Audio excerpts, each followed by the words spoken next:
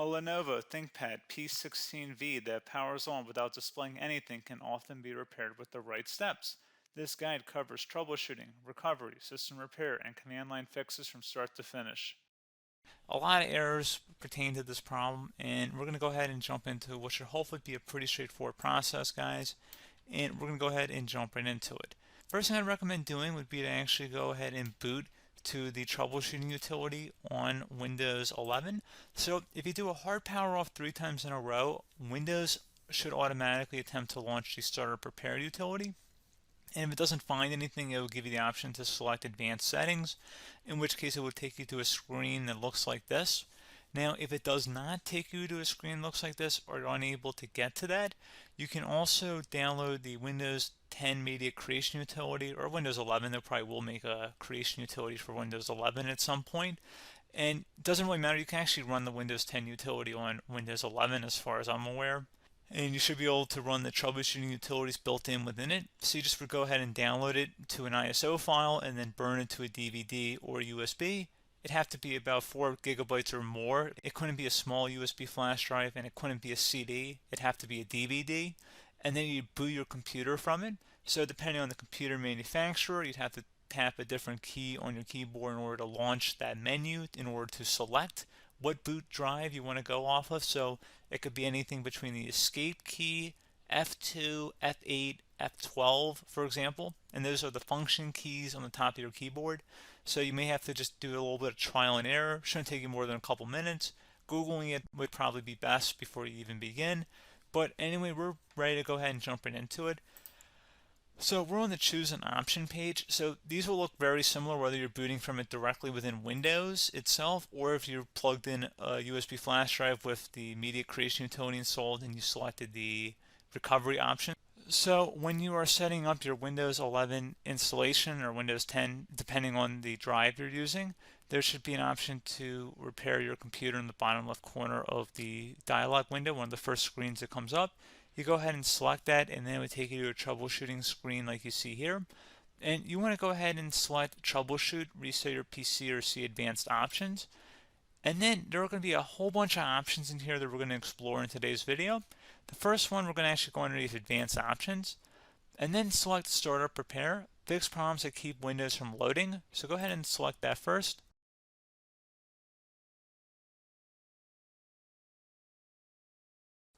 Okay, so you can see it could now repair our PC.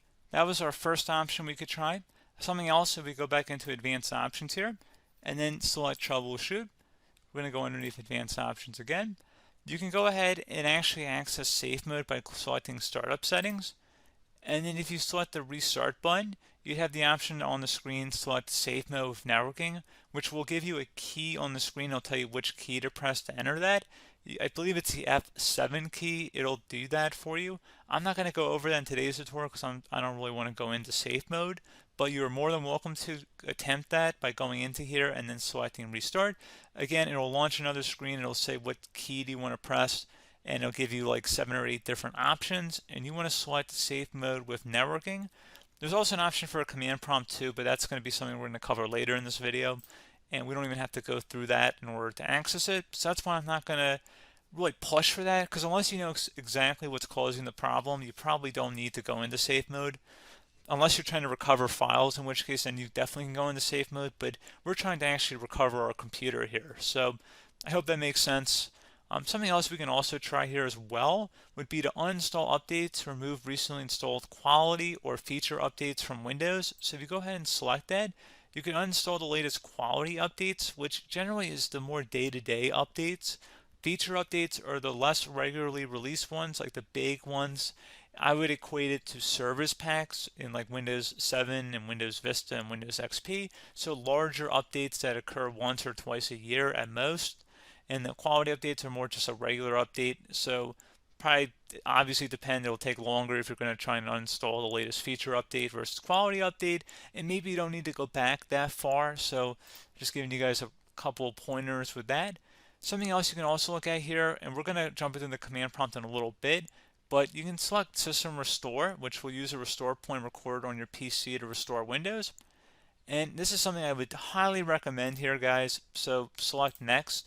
Assuming you have a restore point saved on your computer, you go ahead and select the most recently created one, and you'll select next, and then you'll select the drive. You shouldn't actually have to select the drive. You can scan for affected programs, but we're going to keep it all default here, and then we're going to select finish. So once started, system restore cannot be interrupted. Do you want to continue?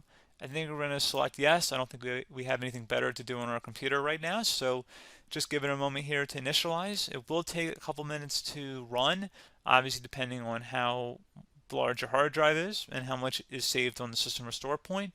So just give it a couple minutes here.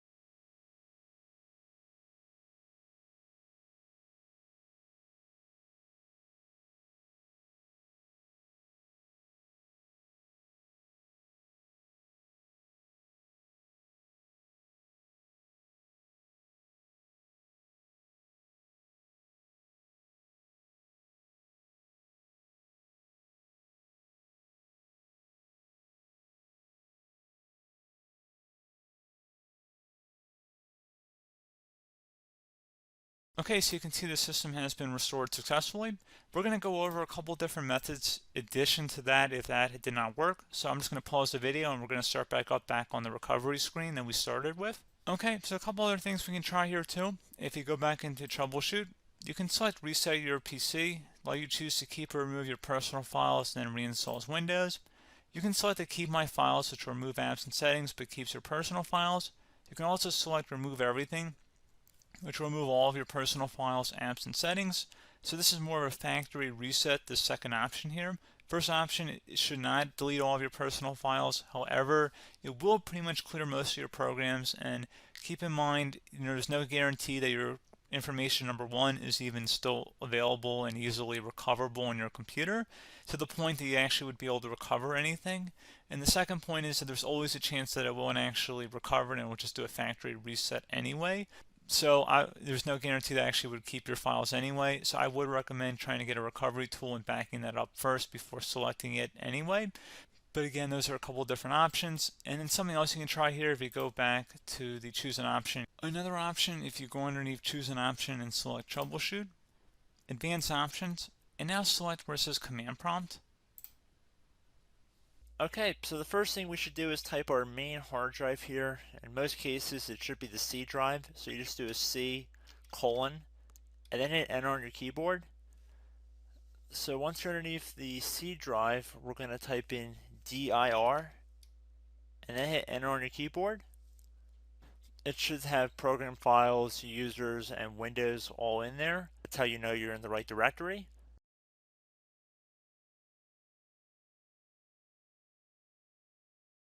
In some cases, it might be the D drive as well, so just keep that in mind.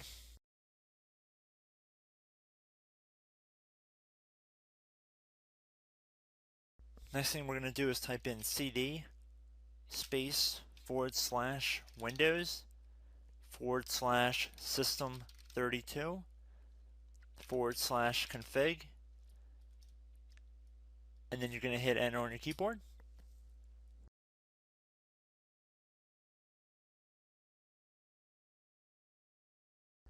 So now you're going to type md space backup. If you've seen other tutorials, it might also say to put down md backup. That's because the backup name is pretty common when you want to back something up. So you can name this whatever you want, doesn't have to be backup. So if you've already made a backup folder in the past, you could do backup 1, for example. So once you're done setting the name you want the backup to be called, hit enter on your keyboard again.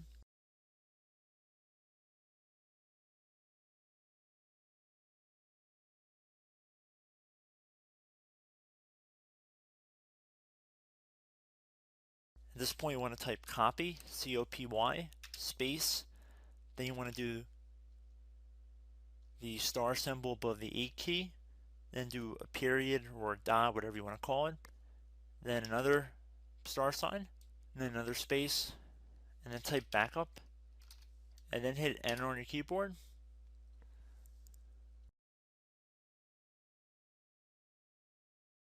Now you want to type cd reg back, REG BACK, and then hit enter on your keyboard. So now that we are under the reg back, so now you want to type dir again, and then hit enter.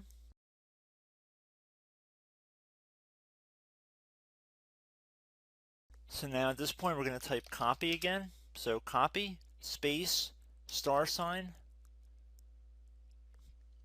dot, another star sign, space, and then 2 dots. So we're going to type copy, space, star sign, dot, sign, star sign, dot, dot, and then hit enter on your keyboard again. So for overwrite, you want to overwrite all.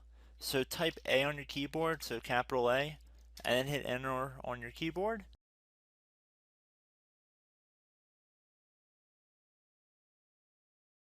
So at this point you should be good to go. You can close out of the command prompt window, and if you accidentally continue to Windows 10 you should be all set. So I hope one of these 3 or 4 different methods we went through in this tutorial helped you guys out. Again, I'm not sure if you guys heard me earlier, but try to go back into your safe mode if possible and uninstall any programs you know might be conflicting with the Windows startup if you can get into safe mode. So just keep that in mind. Something very simple like that could be blocking up everything. So again, I hope this tutorial helped you guys out, and I will catch you in the next tutorial. Goodbye.